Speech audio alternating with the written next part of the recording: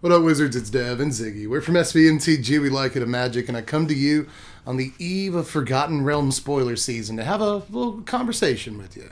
Honestly, to start this off, it's a pretty exciting time to be a Magic player. I'm pretty stoked for the D&D set, and that comes from somebody with only like a passing knowledge of Dungeons and Dragons. I've campaigned a couple of times with friends. I've rolled up a bunch of characters I've never done anything with. So, needless to say, I've played some D&D, but I'm not as steeped in it as are a lot of my friends from real life and through the internet and whatnot that are very into Dungeons and Dragons lore. But from what I can tell from a lot of them, they seem pretty excited for what little we've seen of this set so far. It's cool to see like iconic characters from D&D lore and spells and whatnot even put onto Magic cards, and I've seen a lot of people pretty excited for that, and that makes me happy. I like when people are happy. So I'm pretty sure I can say with like some confidence before the set even comes out that it's probably going to hit on multiple levels, right? So just no matter what I end up saying in this video, and I don't even know what most of it's going to be. I haven't parsed it out in my head. I just hit record. But no matter what I end up saying in this video, I'm not like pooping on a set before it even comes out. As a matter of fact, it's kind of the opposite of that. I think that almost no matter what Wizards does, this is going to be a pretty well-loved set by a certain portion of the fan base. But no matter how well I think the set's going to do in terms of the casual or commander markets, there's still a question that I have to ask myself, because I'm like this one of the standard guys on YouTube. It's kind of all we talk about here. Is will the set, quote-unquote, save standard? And there's a bunch of other questions that branch out from that. So now we came to why you've clicked on the video, because that sort of thesis statement roughly approximates the title of the video. So here we are, but I do think I need to address a couple of things before I talk about saving standard in general. And I think a lot of it was summed up pretty well by a patron of mine, actually, that responded to my last Patreon poll. Die for Metal on Patreon said, "What is there to be saved? Top decks will always be hated, but after millions of hours of extra play due to Arena, it's still not really solved. New decks pop up, and more than 5 decks are viable." Now, I've said stuff like this, very similar to this, on multiple occasions. Whether or not standard needs to be saved really depends on your perspective. I think it's true that there are at least 5 viable decks, and in our tier list video I covered like 12 somewhat viable decks that have all produced good tournament results in the last 6 weeks. So I actually think that we're not in this like wide open standard right now, but standard is more diverse than it has been at multiple points in the last couple of years. I mean, we've been through the dark ages of bannings now in the last couple of sets. Like since before even Throne came out, there's been multiple bannings in standard over multiple periods of time, and it can get a little bit draining, right? So standard isn't in like the most healthy place it's ever been, but in terms of like what standard has looked like over the past 2 or 3 years, like standard's in a better place now in some ways than it has been in the past. However, Die for Metal's response also says that there's been millions of hours of play on Arena to try to solve these formats. And yeah, new decks still pop up from time to time. Until Kaldheim came out, the Emergent Ultimatum deck wasn't really much of a deck at all, in fact. We didn't have Alrund's Epiphany or Valky. There were a lot of cards, actually. We got Binding from that set, so Kaldheim made what is very likely the strongest deck in Best of 3 Standard. What it is today, Strixhaven came out. We got the Blue-Red Dragons deck, which is actually a really important deck, again, in Best of 3 Standards. So, the last couple of sets that have come out have affected Standard on some level, and those millions of hours of Arena play have helped along, have helped the evolution of Standard quite a bit. However, those millions of hours of play that have been put into Arena by hundreds of thousands of players, if not millions, actually, have also contributed to a staling of the format that I think we feel a lot more than we used to. Because I can rattle off like 5 or 6 decks off the top of my head that are all like very competitively viable in Standard right now. The problem, though, is that the play patterns of all of those decks have staled a really long time ago. At what point did you get sick of turn 1 Selfless Savior on the play into Luminarch Aspirant on turn 2? I got sick of that a very long time ago. At what point did you get sick of turn 1 Ruin Crab, turn 2 Fabled Passage after a very often a second Ruin Crab, or, they go first, and then at the end of your first turn, they drop Thieves Guild Enforcer into Thieves Guild Enforcer, Merfolk Windrobber. That feels so good, doesn't it? Or how many times have you faced off against Edgewall Innkeeper on 1, Heart's Desire 2, Lovestruck Beast 3, right? Or you can Heart's Desire 2, second Edgewall Innkeeper, Lovestruck Beast on 3. Again, these play patterns are A, extremely powerful, which is part of the problem in the first place, and B, they're so powerful that there's really not a whole lot else to do in Standard. So, turns 1, turn 2, turn 3 all end up looking very, very similar, even if you're playing against like a different permutation of mono white or adventures. Well, the mono red player goes first, Fervent Champion, Robber of the Rich, Anax, Torbrand, or Embercleave, one of those. Or maybe your Emergent Ultimatum player goes Wolfwillow Haven into Cultivate into like turn 5, Emergent Ultimatum or something. I mean, again, these play patterns ended up staling quite some time ago. So to put it succinctly, what I'm trying to say here is that, yeah, there's a bunch of different viable decks in the format, and usually I'd be the first to tell you that that is a sign of a healthy format. And in some ways, again, yeah, we are in what is normally the definition of a healthy format. But again, these play patterns and these decks really haven't changed that much since, like, Ikoria came out, which was a really, really long time ago. So, even though certain sets add a piece here or a piece there, we're still playing against effectively the same decks we've been on for like 2 whole years at this point. So I guess when I say, will a set save Standard, that word is a little bit loaded, save and all that, but in this context, will it shake up Standard enough to make it an interesting format again? And the short answer is probably no, honestly. I hate to be this guy, but like, I haven't seen anywhere near as much of the set as we need to make any sort of actual conclusion about it. But the pessimist in me says probably not, and there's a reason for that. It's because the question is not, will this or that set save Standard? It's that at this late date, with Throne of Eldraine and Ikoria in the format and a bunch of other powerful cards, can a set save Standard? Does any set have any hope of actually saving Standard from extremely stale play patterns? I would argue that sets have actually tried in the last couple of sets, especially Strixhaven even, I've said this before, has tried to introduce answers into the format. If you hated Emergent Ultimatum, it gave you Test of Talents, and Test of Talents has proven to actually be a fairly medium card, at least outside of sideboard play. You probably don't want the one-up Test of Talents in your deck. You probably just want to go with Mystical Dispute, or even Disdainful Stroke is often better in the main deck than Test. But against Emergent Ultimatum decks, it's great out of the board. It just hasn't been effective enough to knock that deck off of its perch as probably the best deck in Best of 3 Standard. And it's sort of tailor-made to do exactly that, and it failed in a lot of ways. The Test of Talents is just kind of one example. I mean, Standard, especially the last couple of sets in Standard, are littered with things that looked like they might be some form of saving grace and then didn't really do anything. Like, when we all saw Doomscar and Kaldheim, we were like, oh, it's just a 3-mana sweeper we've been waiting on. It does Bumpkiss. The black sweepers at Exile are just by and large better than this card. And, this doesn't do anything against Seasoned Hallowblade or Selfless Savior, 2 of the most played creatures in aggro right now. It's not very good when the opponent has an Anax and they got to go first. And so, Doomscar just didn't do the things against aggro that we were all kind of hoping it would do to stave off some of the best aggro decks in the format. I mean, I could just do this all night if you wanted me to extend the runtime of the video that much, right? I mean, even cards as powerful as the lead Spellbinder, which is obviously a stacked Magic cards. Look at this stinking thing. It's probably won you a bunch of games of Magic in the past 6 weeks, so you've been able to play with it. But even this card couldn't single-handedly hold back the rising tide of the cards that it's specifically meant to try and cut back, Emergent Ultimatum, Extinction Event, Shadow's Verdict, Into the Story, all kinds of expensive stuff, right? Alrund's Epiphany, Genesis Ultimatum, The Great Henge, Ugin, just about every powerful card you can think of in Standard. Elite Spellbinder looks like it is signed, sealed, and delivered to deal with and cut into the play those cards receive, but the card could not single-handedly do that all by itself because no card can. And again, it's because a lot of what we're dealing with from Throne of Eldraine and Ikoria Standard is just way too powerful, versatile, gives you way too many options to get around a lot of the answers, A lot of the answers kind of fall flat or they're not versatile enough in themselves. So there's just, again, I think go back to the Test of Talents example.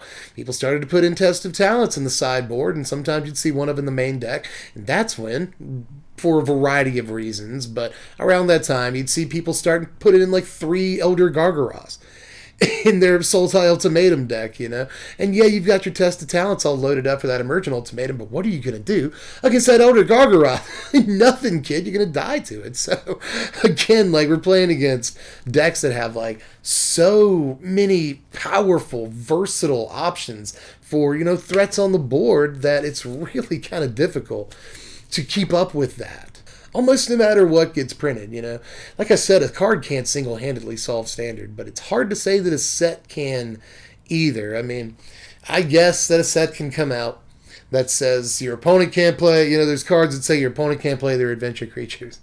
You know, maybe they reprint like Gaddock Teague and your opponent can't play anything with, you know, mana cost 4 or greater or whatever. But, you know, we've already got like Elite Spellbinder to tax opponents from playing really expensive stuff. We've already got Redain to tax opponents from playing really expensive stuff. We've already got like Draneth Magistrate to keep opponent from playing like adventure cards, and like none of that stuff works.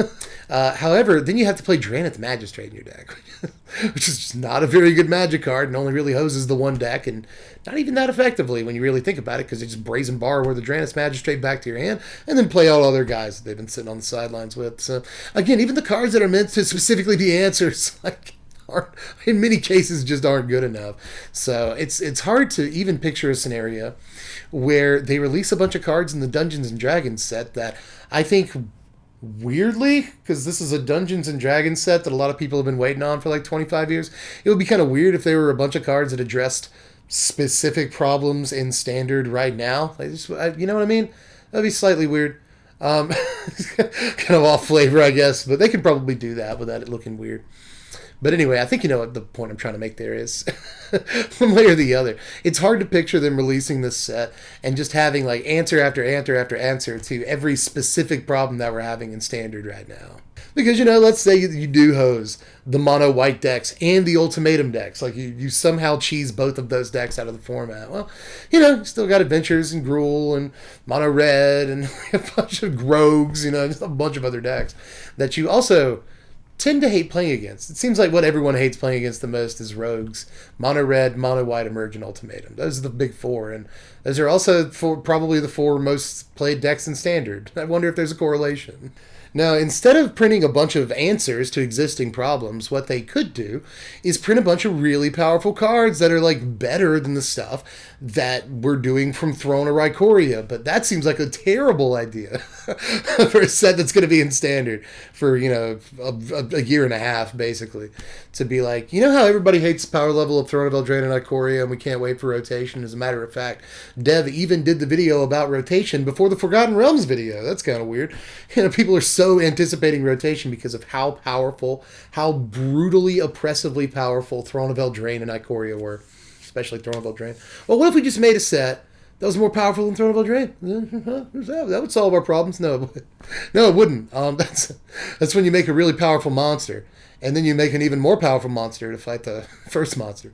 It's like you have a rat problem, so you bring in 3 mongooses or something. Then you have a mongoose infestation. It's a much worse problem to have. So I don't know if I would suggest that either. It's just kind of the kind of time where the best thing for Wizards to do, and probably what they've decided to do, if I had to guess from what I know about Wizards, is they probably just decided to lay low and make this set for the D&D fans, and, you know, people are going to be excited for it for that reason. And just kind of lay low till rotation. Then everything will take care of itself. So I guess if you wanted an answer to the question, like, can a set, quote-unquote, save Standard, if your definition of save is shake up Standard to the point to where everything looks completely different than it did before, and we're all really happy because we can brew again now, and nobody knows what we're going to be playing against, and it's fun and exciting. And yeah, a set can do that. It just has to be, like, probably outrageously powerful to where you're not actually doing much of anything, in which case that set would actually close off most of the other sets in Standard, and that would also be bad. So, like, I don't even know if that would save Standard. We'd be in a different Standard, but would it save Standard? Again, depends on your definition. It's a very important word. Save. It's doing a lot of lifting in that sentence. So I think that, yeah, if that's your definition, maybe a set can, but I don't know if you'd want that. Just to finish it off with some thoughts that I've been having lately, there are a couple of ways, I think, that Wizards could, quote, Save standard. Again, remember our operative definition for save. There are a couple of ways I think widgets can save standard. And none of them actually include putting a set out or anything like that. They include adding or subtracting cards, absolutely. But the first idea, and a lot of you probably won't like this, and I'm not even like advocating for it. It's just like an idea. That's all. It's a thought experiment. It's one of those, right? And just another guy on YouTube telling you to do a thought experiment. There's a lot of us out there. But what if they just ban stuff? They've already banned a bunch of stuff. Would it really hurt that much if we ban more stuff? I mean, I guess some people will be mad that like spent money or wild cards on stuff. It's always the problem with banning things. It's like, oh, I spent all this money on the Emergent Ultimatum deck and now it's dead. And that feels like you bilked me. Yeah, I totally get that. I get why people don't like to ban stuff, but it would shake up the format if you banned like one important card from every high-level deck right now, right? And you don't even have to ban anything that rotates. You don't have to ban like Goldspan Dragon or anything. But, what if you ban... I think I've got a little list written down. Okay. What if you ban Emergent Ultimatum, Selfless Savior, Winota, Drown in the Lock, Embercleave, and Bone Crusher Giant? What if you banned all of those cards? That's my short list of bans. And I honestly don't even think any of these cards are that overpowered, to be honest. The only reason I would ban stuff is to shake standard up. That's literally it. And it would. We would all be forced to create new decks if you did this to us. I think there's probably still be a lot of mono white, to be honest. Maybe you ban all seed along with it. But still, you don't even have to ban anything that rotates. You just give us like a little taste of post-rotation. Right? You could do that. A little taste of post-rotation before rotation actually happens, because so many people are anticipating rotation this time around. Now, the other thing to do is the exact opposite of that. And you let the Dungeons & Dragons set come out, right? And you give it like a month, 2 months, something like that. See what happens with Standard. So I'm always open to it. I want to know how things shake up, what new decks there are and all that. I want to see how the set does affect Standard. But maybe, especially if, especially if the Dungeons & Dragons set affects Standard on roughly the same level Strixhaven did. I think for the last month of Standard, like maybe in August or something, you just pull a lever and you unban everything. You unban every single card that's been banned, right? Fires of Invention, Oko, you don't have to unban Oko. You probably keep Oko and Euro banned. Maybe you be selective, but the devil on my shoulder just says unban everything. Oko, Euro, Fires of Invention, Once Upon a Time, Lucky Clover, and the beat goes on. There's so many cards that are banned that it's really hard to name all of them. Agent of Treachery, God, that would be miserable. But still, it's another late game option, right? But still, you just do that. You just open up Standard completely. We get a glimpse for the last month of Standard of what Standard was supposed to look like this whole time, right? Rather than just having a relatively small selection of hyper powerful cards that a lot of decks are focused around. We instead will have a huge selection of hyper powerful cards to focus our decks around, and that might be fun for a month as well. Really kind of interested in how you feel about those last couple of ideas. Again, remember that this is with the caveat that we will give, Forgotten Realms 6 weeks or 2 months or whatever to kind of hang out in Standard and see how it affects things. And then maybe like late August, just unban everything. Or ban some stuff. Again, a taste of rotation might be really fun. And I'm not talking about make it like a festival on Arena, like, no, just do it. Just actually do it. Might be a cool, fresh way to experience Standard for a month, get ready for rotation. I don't know. I got ideas, because I really don't, in the end of the day, I don't know how much this set is going to affect Standard. But again, the important thing is to wait until the entire set is out. I'm sure there's going to be some powerful cards in this. By the end of it, we'll probably see some things that are going to end up going in some Standard decks. Right? I'm just as pumped for spoiler season as you are. It starts tomorrow, and I can't wait to start making videos and looking at cards and stuff. And there's a couple of things, like Prosperous Innkeeper, for instance, that I think will probably see a fair amount of Standard play before it's all said and done, even before rotation. So there's some cards I'm hyped for in Standard in this set already, not even having seen much of it. So again, just to come full circle here, I'm not here to poop on the set before it even comes out, and I think there's probably going to be a lot of pieces in the set that get play in Standard, just like there are a fair number of Strixhaven pieces that get play in Standard.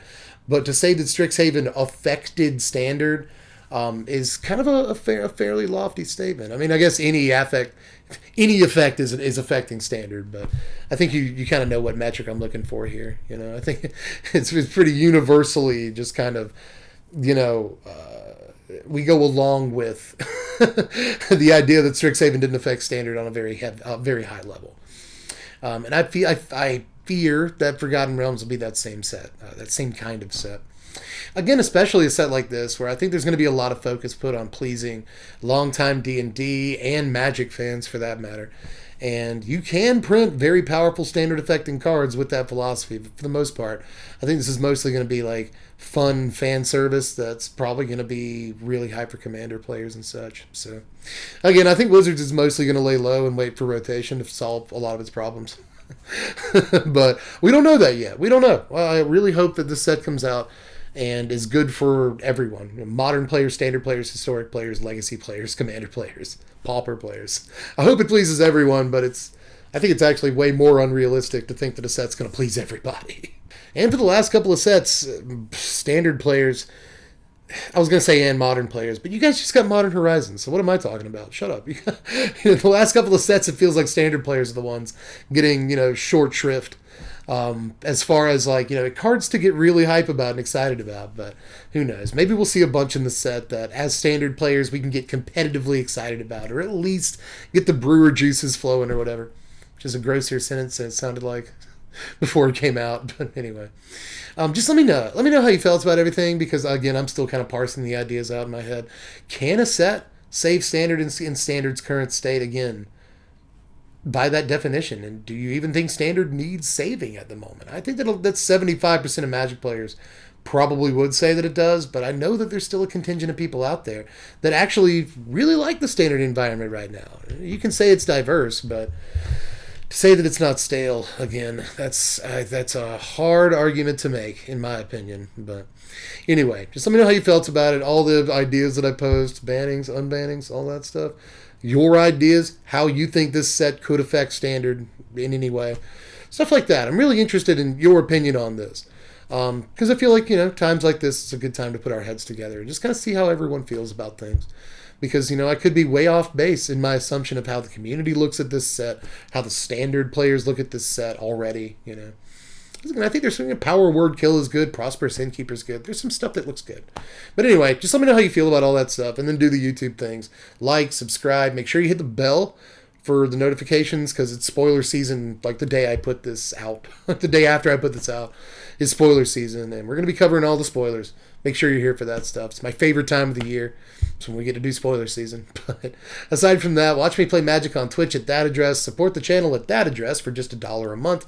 And that'll let you vote on what decks we do at the beginning of Forgotten Realms Standard. So, pretty good deal for $1 a month, honestly. And you can also follow me on Twitter at this address on the bottom. But that's all. That's all for this one. I guess I'm going to edit this video. There's actually a lot of different takes and starts and stops, and I don't want to say that, and so I cut it out. So there's a fair amount of editing.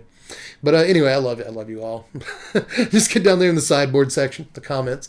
Let me know how you feel about the stuff, and I will catch you later for spoiler season. I'm Deb from The Place. Thanks for watching, Wizards. Spread love. Be kind.